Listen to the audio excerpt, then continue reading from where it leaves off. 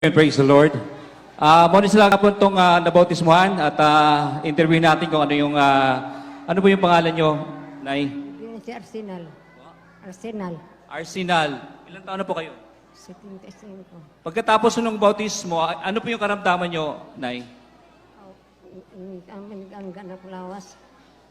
Tapos pagkatapos ng bautismo kahapon, ilang taon na po yung dinadala nyong sakit? Kapitan mo tuig na. Oh, Kami napiang din nga akong bali ako bukton. Niya ako bukol. Niya di pa ko kalakat. Amen. Nung kahapon, pagkatapos ng bautismo, ano yung nararamdaman nyo? O gaan akong lawas. Amen. Praise the Lord. Nakapungko-pungko na ko. Amen. Kasi kahapon pa mga minamahal, sa lahat ng nanonood, hindi po siya makaupo, nakahiga lang po talaga siya. In 1 year po, hindi siya nakaupo at talagang lantang-lanta po yung katawan na nung pagkatapos po ng bautismo, eto na po si Nanay pinagaling. At ito po nagpapasalamat sa mahal. Papasalamat ka sa mahal. Salamat ko din mo, Lord, may Mary. Amen. Tangtangan mo ko sa akong balatian.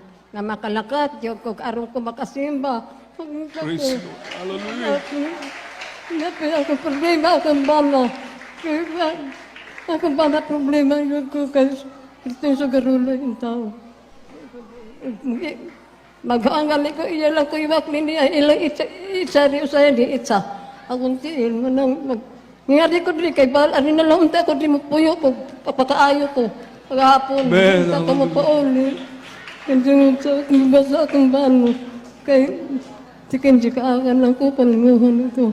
Muna ako pero mag-uol ko, pero ako lang ka sa Ginoo. Praise the Lord. Amen. Praise the Lord. Alam niyo po ano sinasabi niya mga minamahal? Dahil pinagaling siya ng mahal na Panginoon, dito na nakilala ang tunay na Diyos, gusto niya nang tumira dito. Ayaw niya nang umuwi doon sa kanilang bahay. Hallelujah. Praise the Lord. Salamat po. God bless you po, Nanay. Praise the Lord. Hallelujah. Praise the Lord. Ay, ano pong pangalan niyo? Pangalan? Doroteo Lumapas po. Taga saan po kayo? Ganon to. Ano pong karamdaman niyo tayo sa may gibatan niyo kahapon? Bakit ako makahinga? Dahil tagal kasi ito karamdaman ko eh. Mga ilang taon na po tayo? Mula 2007. 2007 yung hika nyo. Hanggang ngayon. Kahapon po, nung pagkatapos ng bautismo, ano nararamdaman mo? Gumano kiramdam ko. Magandang, Praise the Lord. magandang katawan ko. Amen. Pag-uwi ko sa amin doon, Amen. maganda talaga. Wala na akong... Praise the Lord, hallelujah. Alam niyo po kahapon, nung nasa bautismo po kami, pagkatapos siya pong mabautismo, hindi po siya makahinga, hirap na hirap po siya maghinga, mga minamahal. Nung nilihas po namin mga preachers, pagkatapos mo ng lihas, alam niyo po anong ginawa? Nakaginhawa na siya ng maigi, pinagaling niya siya ng ating mahal. Pagpasalamat ka sa mahal na Panginoon.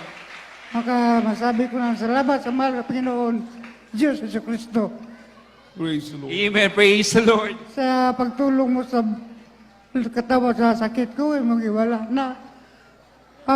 Sana habang buhay, wala na akong karamdaman. Amen. And praise the Lord. Patuloy kayo maglilingkod. Balik kayo ng balik rito sa ating banal na gawain para patuloy na po kayong pagagaling ng ating mahal. Salamat po. God bless you po. Praise the Lord. Nay, ano pong pangalan nila? Antonieta Villarhermosa. Taga saan po kayo? Ipil. Taga Ipil. Ipil. Ano po yung karamdaman nyo, Nay, kahapon? Kuan sakit akong tuhod, BTS. Diri. Mga pila na sa katuig niyo mong daladala na siyang sakita na? Sa tuig. Kapin sa tuig.